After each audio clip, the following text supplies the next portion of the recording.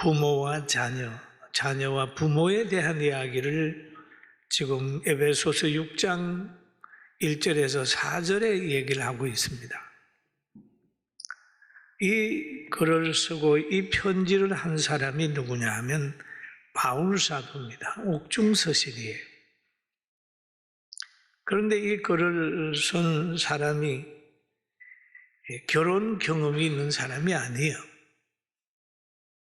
결혼하지 아니하고 온전히 하나님의 성령에 붙들려서 인생을 복음 전하다가 마친 사람이에요. 순교한 분입니다. 그분이 부부에 대한 얘기를 하고 가정에 대한 이야기를 하는 거예요.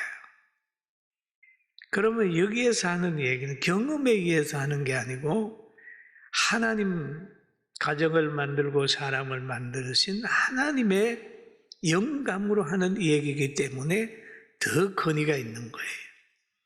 경험으로 하는 것은 보면 다 다릅니다. 다 달라요. 그러나 가정을 만드신 하나님의 말씀이기 때문에 이 말씀은 우리가 묵상해야 되고 읽어야 되고 행해야 되는 것입니다. 그래서 오늘 본문에 보면 6장에 가기 전에 그런 얘기를 합니다. 5장에 가면 남편들아 라는 얘기를 하면서 아내를 사랑하기를 그리스도께서 교회를 사랑하시고 그 교회를 위하여 자신을 주심같이 하라라는 말을 하고 있어요. 그럼 가정이 제일 처음에 아내와 남편으로 시작이 됩니다. 남자와 여자가 만나서 부부를 이룸으로 인하여 시작이 돼요. 그리고 남자는 부모를 떠나 아내와 연합하여 둘이 한 육체가 될지니라 얘기를 합니다. 그럼 부부는 뭐면 한 육체다 하는 거죠. 한 육체가 행복하게 살려면 소망도 하나가 돼야 되고 지식도 하나가 돼야 되고 가치관도 하나가 돼야 되는 거예요. 한 육체가 될지니라. 그리고 이 관계는 서로 보호하는 관계고 존경과 사랑을 하는 관계입니다. 그의 아내와 합하여 둘이 한 육체가 되라라는 말을 성경이 오늘 하고 있죠. 우리가 기독교 문화에서 세워진 나라들을 보면 저 미국 같은 데는 남자가 여자와 결혼하면 여자가 남자 성을 따라요. 사실 일리가 있어요. 갈비가 원체를 찾아가면 그의 색깔보다는 남편의 성을 따르는 것이 바람직한 겁니다. 성경적 개념이에요. 그래서 여자가 늘 약하다고 생각을 해가지고 여자를 귀하게 여기고 또 약한 그릇이고 생명의 기업을 함께 받을 자로 알아서 여자를 굉장히 귀하게 여기는 겁니다. 이 성경에 보면은 그러나 너희는 각각 자기 아내 사랑하기를 자기같이 하고 아내도 자기 남편을 존중하라 그럽니다. 가정은 사랑과 존중이 공존하면서 이루어지는 가정이 하나님이 기뻐하는 가정이에요. 할렐루야. 그 귀한 가정이죠. 하나님이 기뻐하는 가정. 이 하나님이 기뻐하는 가정에서는 뭡니까? 하나님의 역사가 계속 나타나게 되어 있습니다. 아내 사랑하기를 자기 자신같이 하고 아내도 남편을 존중하라 라고 합니다. 그런데 6장에 가가지고 그렇게 얘기를 합니다. 자녀들아 주 안에서 너희 부모에게 순종하라 라는 얘기예요. 순종하라. 여러분 자녀들아 라는 거예요. 자녀. 여러분 우리는 다 자녀였어요. 우리는 다 자녀. 자녀가 어머니가 되고 아버지가 되고 할머니가 되고 할아버지가 되는 거예요. 다 자녀예요. 자녀 없는 사람은 있을 수 있으나 부모 없는 사람은 아무 사람도 없어요. 우리 다 자녀였어요. 그럼 자녀들아 너희 부모를 주 안에서 순종하라. 여러분 우리는 다 좋은 자녀로 좋은 부모로 좋은 조상으로 살게 되는 축복을 받게 되기를 주님의 이름으로 축원합니다. 주 안에서 순종하라라고 하는 말을 하고 있습니다. 주 안에서 순종하는 걸 보여주고 주 안에서 가르침 받는 것을 보여주고 주 안에서 가르쳐야 됩니다. 그러면서 6장 2절에 가가지고 이렇게 얘기를 하죠. 같이 볼까요? 내 아버지와 어머니를 공경하라. 이것이 약속 있는 첫 계명이니 라는 얘기를 하죠. 그러면 공경하라고 하는 말은 공손히 받들어 모신다는 의미가 있어요. 공손하게 받들어 모셔라. 부모님을 업신여기지 마라.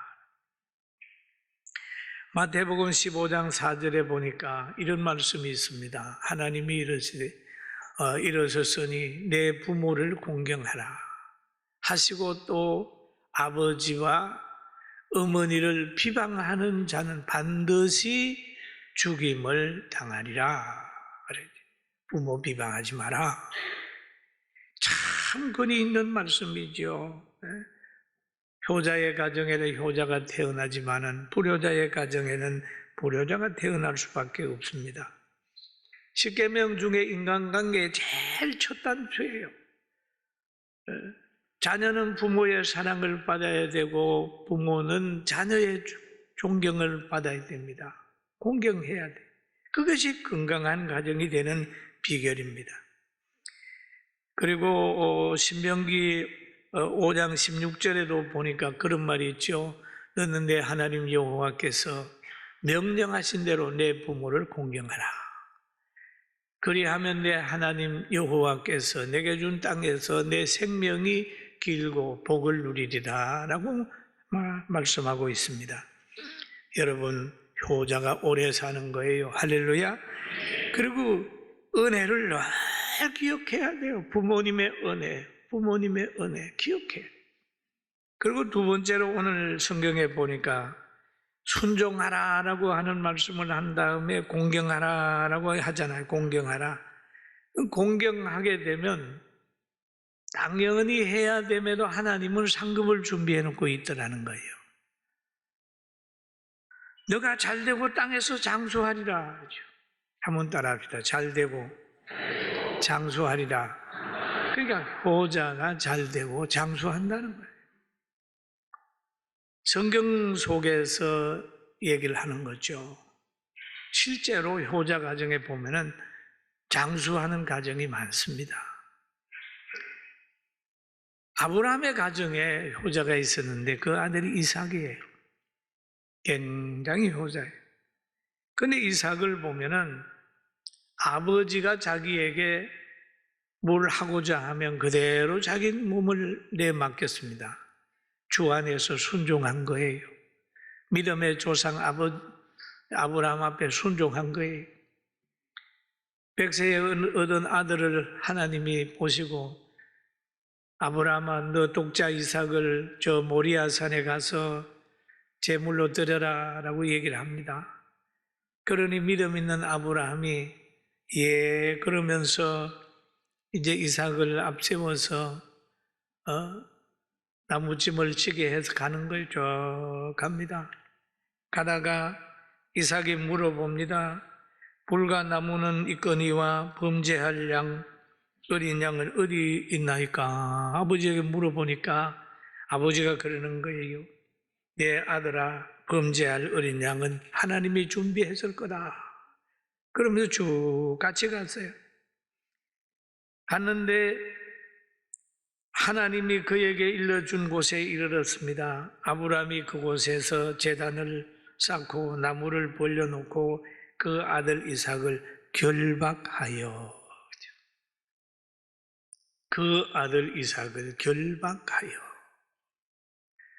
여러분 힘으로 결박했을까요?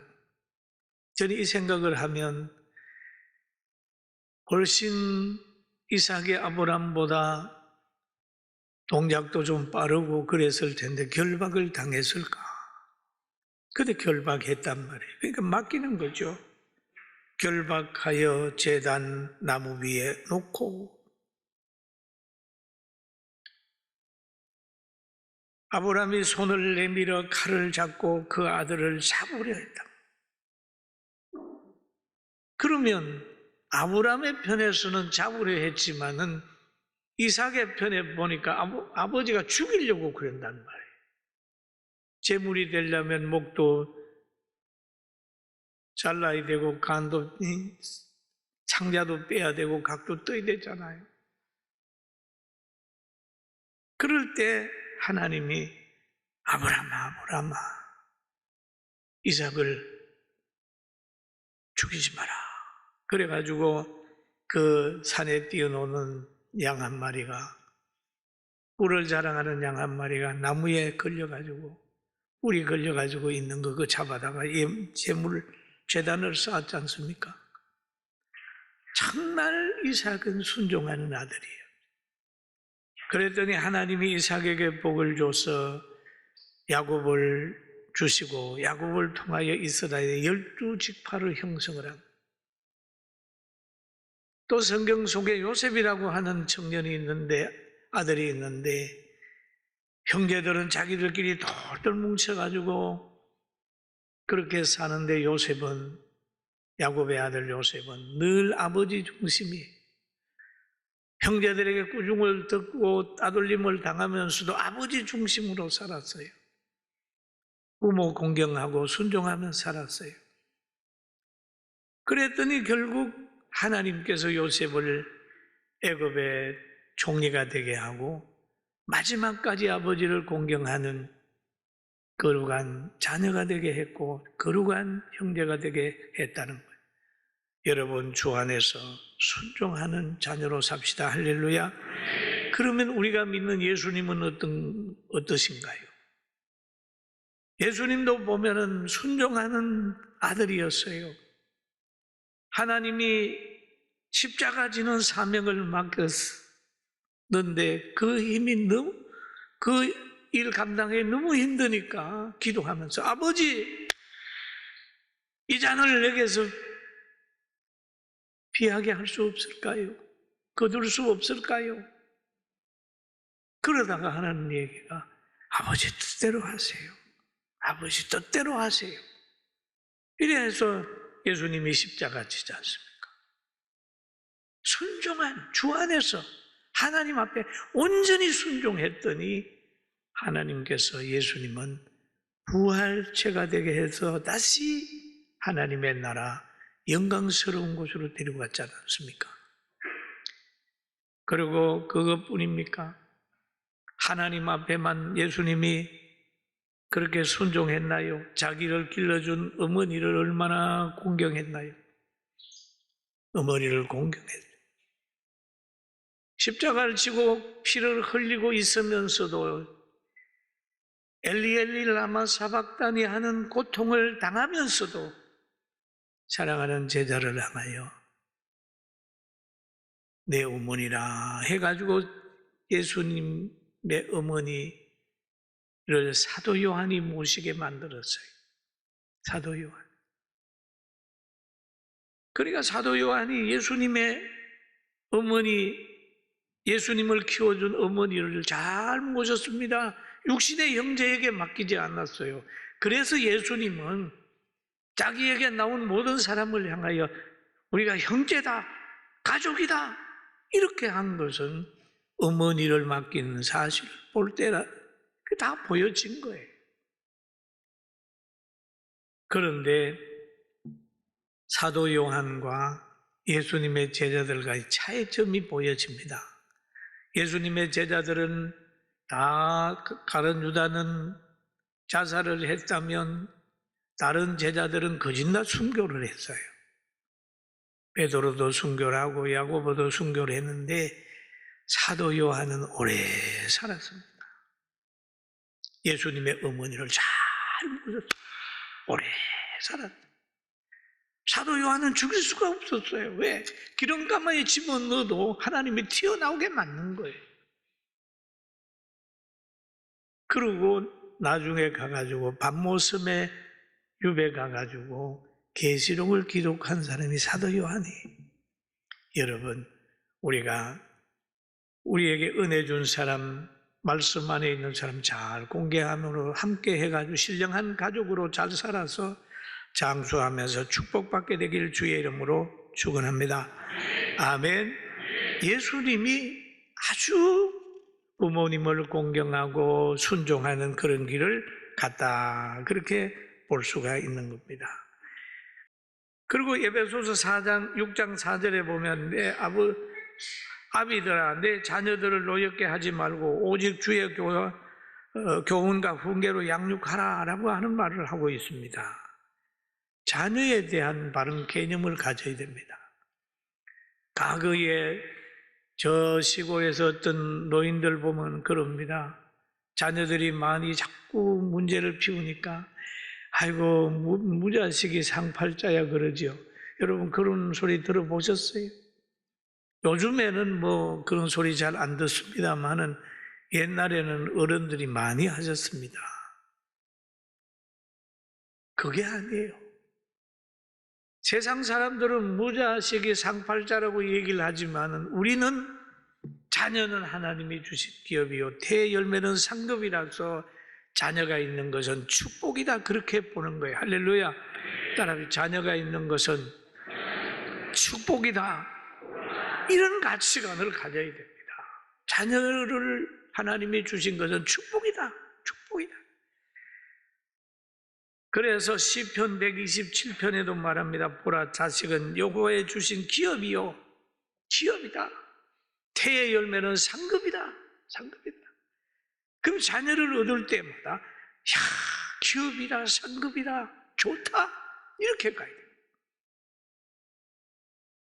그 다음에 젊은 자의 자식은 장사의 수중의 하살 같으니 장사의 수중의 하살 같으니 라고 얘기를 합니다. 이것이 그의 하살통에 가득한 자는 복되도다.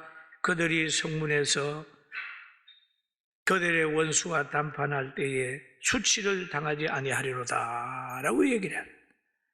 여러분 하나님 앞에 자녀를 달라고 늘 기도하고 하나님 앞에 부르짖게 되길 주의 이름으로 축원합니다. 자녀는 하나님이 주신 기업이요 기업이기 때문에 하나님의 방법으로 경영해야 되고 하나님의 방법으로 키워야 되고 그랬습니다. 그러나 사탄들은 우리의 자녀들까지라도 사탄의 도구가 되게 하고 부모님에게 반항하게 만들고 역사를 잘못 가르쳐서 부모님과 갈등하게 만들고 그렇게 만드는 거예요. 그래서 우리는 늘 하나님이 자녀를 줄 때마다 감사합니다, 감사합니다 그렇게 해야 되고 잠언서 22장 6절에 그렇게 말하고 있죠. 우리 같이 한번 보겠습니다. 마땅히 행할 길을 아이에게 가르치라. 그리하면 늙어도 그것을 떠나지 아니하리라. 아멘. 어려서 자녀들에게 하나님의 말씀을 가르치게 되고 바른 역사를 가르치게 되고 교회의 역사도 가르치고 가정의 역사도 바르게 가르쳐야 나라가 희망이 있지. 우리의 역사를 일본 사람이 주장하는 대로 받아들이면 우리나라 이상해질 것이고 저 북한 사람이 가르치는 대로 우리 역사를 받아들여 버리면 우리 나라 사람은 상당히 이상해져 버리는 거죠. 교회도 마찬가지입니다. 가정도 마찬가지. 바른 역사의식을 가지는 복된 여러분과 제가 되기를 주의 이름으로 축원합니다. 그리고 그 안타까운 현장을 보고 기도하겠습니다. 그렇게 하고 왔습니다. 그리고 다시 본문으로 돌아가서 자녀가 없습니다. 그리고 또 하나 남편이 아내가 둘이 있었는데 분인나라고 하는 여인은 자녀를 잘 낳았어요. 한나는 자녀를 얻기 위해서 통곡하며 하나님께 기도합니다. 하나님 자녀 주세요. 여러분 무자한 가정들이 있으면 기도하세요. 자녀 주세요. 한나도 기도했어요. 그러면서 성경에 보면 한나가 마음이 괴로워서 여호와께 기도하고 통곡하며 서보하여 이르되 망군의 여호와여 만일 주의 여종의 고통을 돌아보시고 나를 기억하여 주의 여종을 잊지 아니하시고 주의 여종에게 아들을 주시면 내가 그의 평생에 그를 여호와께 드리고 삭도를 그의 머리에 대지 아니하겠나이다 라고 소원 기도를 했어요. 그랬더니 하나님이 그 기도 들어주셔서 자녀를 줬어요. 그러니 한나는 하나님 앞에 감사 기도를 올렸습니다. 한나가 기도하여 이르되 내 마음이 여호와로 말미암아 즐거워하며 내 뿔이 여호와로 말미암아 높아졌으며 내 입이 내 원수들을 향하여 크게 열렸으니 이는 내가 주의 구원으로 말미암아 기뻐함이니이다 라는 얘기를 하죠. 여러분 자녀를 주실 때 한나처럼 감사기도 하게 되길 주의 이름으로 축원합니다. 아멘. 기도할 때 하나님 우리 자녀 주신 것 감사합니다. 아들, 딸 주신 것 감사합니다. 이렇게 기도합니다. 그리고 우리는 어떤 일을 만났을 때에 자꾸 환경의 걸 보고 빠집니다. 나사로의 무덤 앞에서 썩어 냄새나는 나사로를 보고 좌절합니까? 옆에서 나사로를 불러내는 예수님을 보셔야 됩니다. 그래야 희망이 있죠. 주님이면 죽은 나사로도 살려낼 수 있겠다. 주님을 바라. 십자가에 달려가신 예수님만 생각하고 울 게 아니라 그 가정을 넘어 부활하신 예수님을 바라보면서 할렐루야 찬송할 수 있어요. 홍해를 바라보면서 유유히 흐르는 강물을 바라보며 좌절할 것이 아니라 그 가르치는 하나님을 보면서 하나님이 함께하면 홍해도 갈라진다. 그런 믿음을 가지고 신앙생활을 해야 힘바람이 나는 거예요. 믿습니까? 믿습니까? 믿습니까? 믿습니까? 그런 거예요. 예수님을 잊어버리니까 환경에 빠지는 거예요. 예수님을 바라보면 물리로 걸어가게 되는데 풍랑을 바라보니까 빠져버려요. 지금 수없이 많은 사람들이 예수 믿다가 좌절하고 있어요.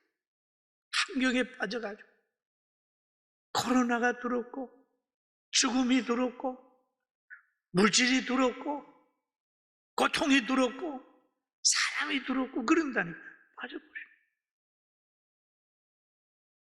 여러분 보세요.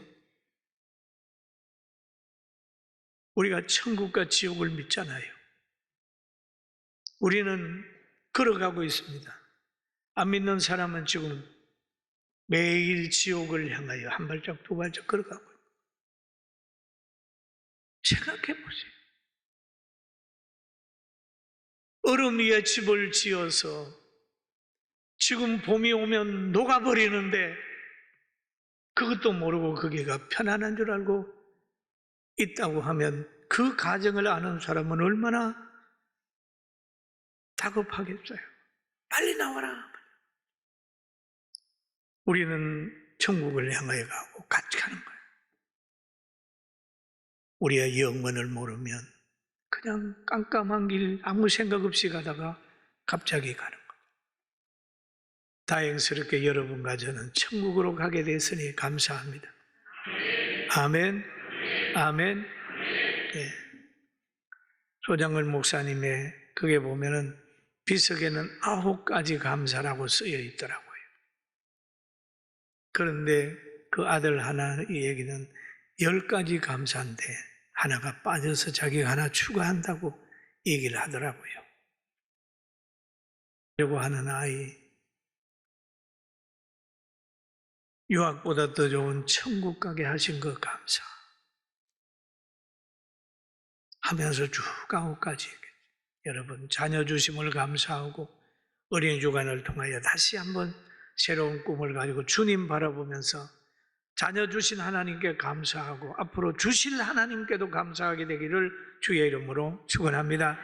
주신 하나님, 주실 하나님, 잘 키워주신 하나님, 우리에게 천국을 주신 하나님 감사하면서 오늘 승리하게 되기를 주의 이름으로 축원합니다.